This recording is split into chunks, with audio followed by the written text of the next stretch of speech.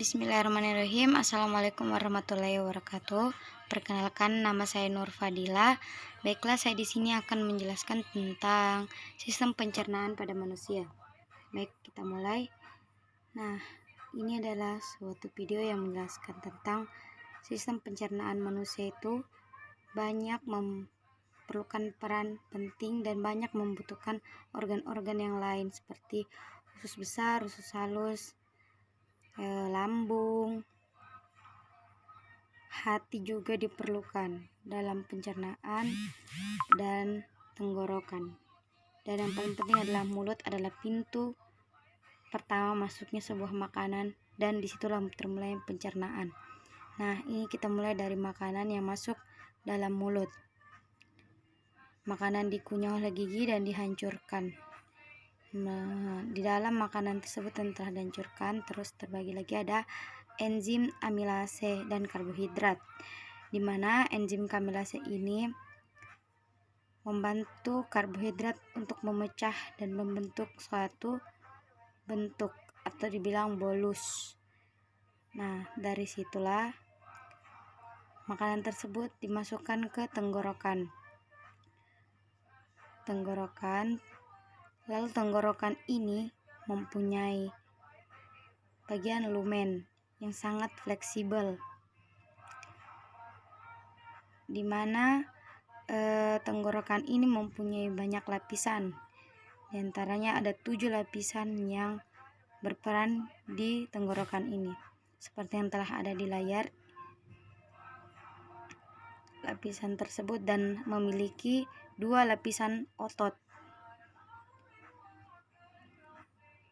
Ini adalah sebuah lapisan otot yang terdapat di tenggorokan, dan seperti inilah cara pergerakan sebuah makanan tersebut yang telah dibentuk masuk ke tenggorokan.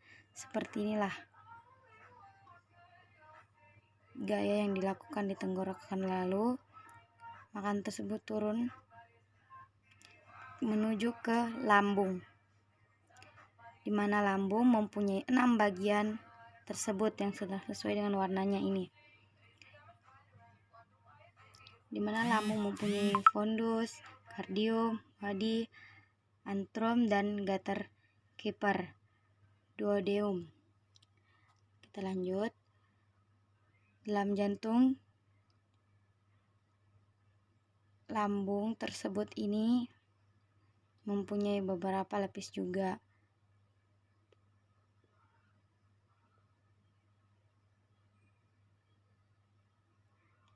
Nah, jika kita lihat lagi, nah ini tersebut adalah partikel-partikel kecil dalam lambung yang bisa menghasilkan asam lambung tersebut. Ini adalah proses terjadinya di lambung. Nah, dan di lambung itu memiliki 1-2 liter air di dalam lambung tersebut. Ini adalah lubang di mana makanan yang dari tenggorokan tersebut turun ke lambung.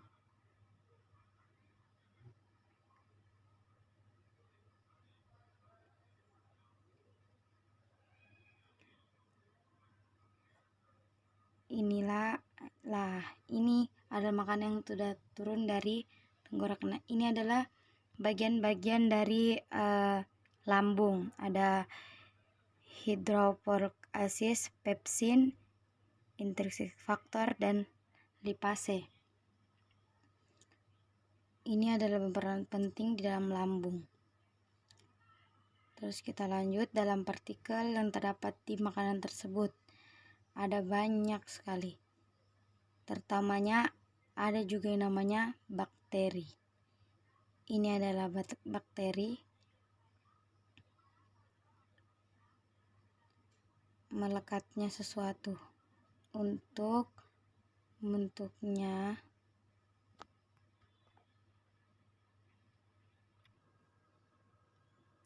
Ini bakteri juga yang dapat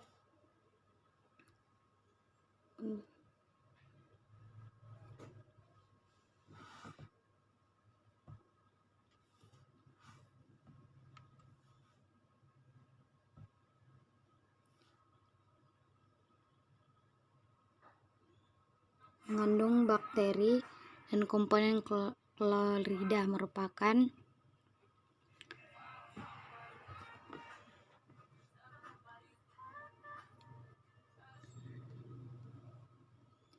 inilah adalah pepsinogen. Pepsinogen di mana pepsinogen tersebut itu dibantu dengan asam klorida untuk mengubahnya. Pepsoden yang juga dilepaskan oleh kelenjar lambung menjadi pepsin, di mana inilah yang menjadi protein yang berbentuk sangat sederhana.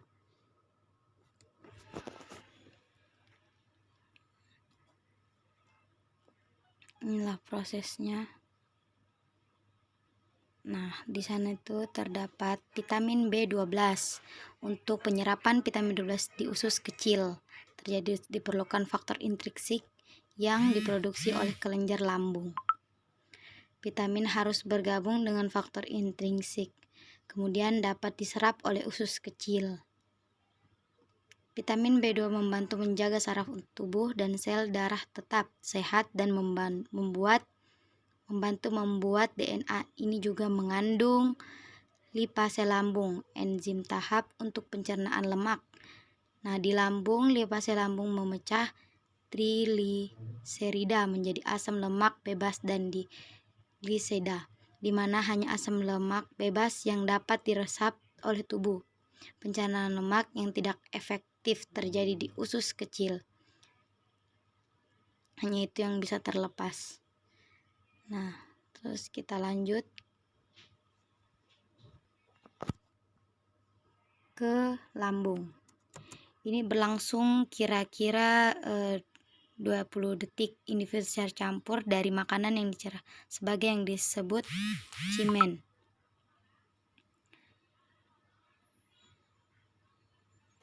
Ada sphincter di pintu keluar esofagus. Nah, ini yang kita bisa lihat sama-sama bahwa ini adalah lubang keluarnya, sehingga potongan yang lebih besar tetap berada di perut pada bagian pertama dari usus empedu dan sphincter dicampur dengan cimen melalui ampulan pater. Jus sphincter mengandung banyak proenzim dan enzim pencernaan.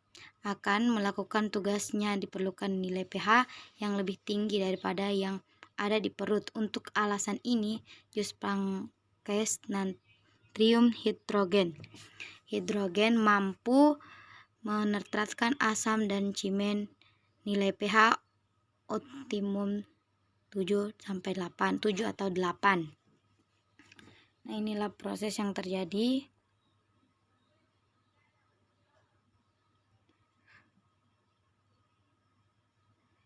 Jus sphincter juga mengandung proenzim. Hanya melalui enzim yang dilepas oleh dinding duodenum proenzim dan menjadi trinsit yang dapat memecah protein dan mengaktifkan tripnogen. Kami juga melakukan alfa L yang sudah temukan di mulut. Sekarang melakukan sisa-sisa mengenai pencernaan karbohidrat yang diubah menjadi maltosa. Nah, ini dia karbohidrat.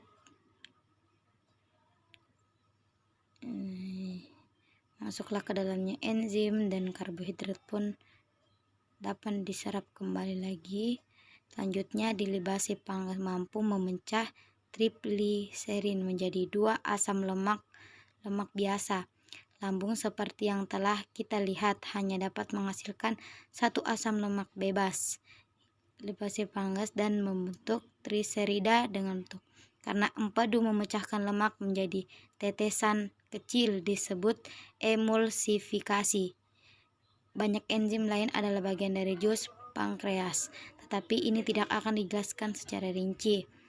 Lanjut, inilah hati, lambung, dan empedu. Nah, ini empedu diproduksi oleh sel-sel dan diangkat ke kantong empedu dan akhirnya ditambah ke makanan melalui ampula pater. Dari pankreas juga melepaskan jus melalui ampula pater. Usus halus terdiri dari 3 bagian. Nah, ini adalah bagian dari usus halus, di mana jejunum, duodenum, ileum. Di perut kanan bawah, duodenum dan jejunum memiliki lipatan melingkar untuk meningkatkan permukaan kontra dengan makanan. Nah, ini ada duodenum dan jejunum. Ke dalam lumen usus kecil. Lipatan ini ditutupi dengan tonjolan-tonjolan tonjolan-tonjolan ini disebut seperti lipid. Lipid meningkat ke permukaan secara signifikan. Lipid panjangnya sekitar 1 meter. Nah, 1 cm. Dan ini lipid. Inilah bentuk dari lipid yang terdapat. Setiap pili kapiler itu mempunyai darah. Yang kita lihat nutrisi ditandai hijau, di sini diserap oleh pili dan transfer ke kapiler darah.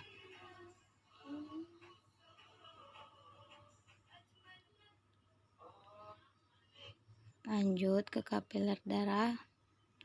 Nah, inilah darah di mana ini adalah karbohidrat. Tercampur pada nutrisi, mereka diangkut secara bebas dalam aliran darah. Nutrisi lain seperti zat besi membutuhkan protein transferin. Ini adalah zat besi.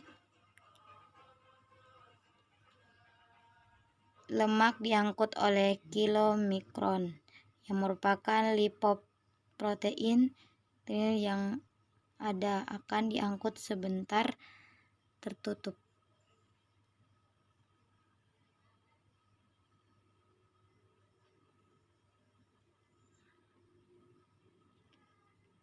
Dan kemudian diangkut melalui lactal pili. Setiap pil ditutupi oleh mikro yang lebih kecil. Mereka dilipat gandakan permukaan usus secara signifikan. Nah, inilah mikrofili menyerap nutrisi dan mengangkutnya ke dalam. Inilah bentuk dari fili. Lalu kita lanjut ke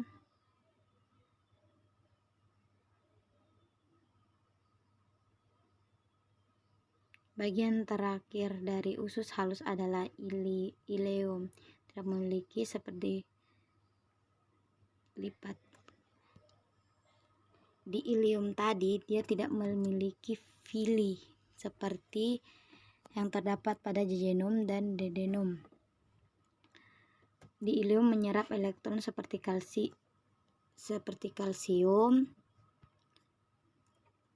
elemen seperti seng untuk produksi sperma, dan sistem kekebalan tubuh, vitamin seperti B12 untuk pembentukan dan permatangan sel darah merah, dan sisa asam empedu yang diangkut kembali ke hati melalui aliran darah.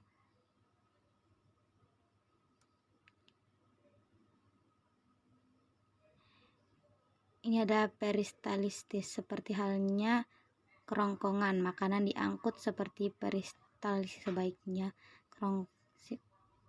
Berfungsi untuk mencampur semen yang di sini dengan warna kuning dan merah. Lihat proses pencampuran. Inilah proses pencampuran di dalamnya. Hampir mirip dengan kerongkongan tadi.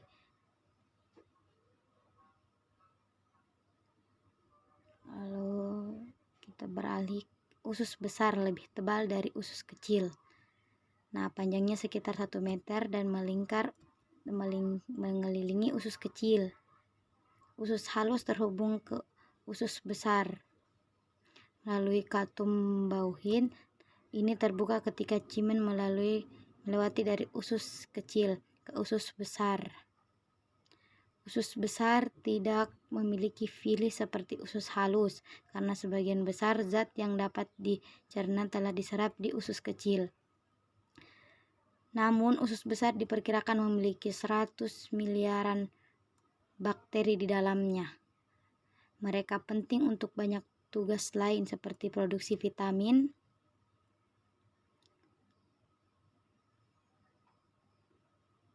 banyak dari bakteri ini merupakan bagian penting dari sistem kekebalan dengan membutuhkan kuman. Berbahaya inilah bagian-bagian dari usus besar. Lalu ke descendant color dia keluar dari selanjutnya lendir ditambahi untuk eksem limba yang tepat. Zat yang tidak dapat zat-zat yang tidak dapat diserap oleh usus halus itu pun dimasukkan ke dalam usus besar, lalu akan berakhir di rektum dan akan berakhir di anus dan akan keluar lewat anus. Nah, sekian dari saya. Itulah tadi sistem pencernaan pada manusia. Terima kasih atas perhatiannya. Saya akhiri. Wassalamualaikum warahmatullahi wabarakatuh.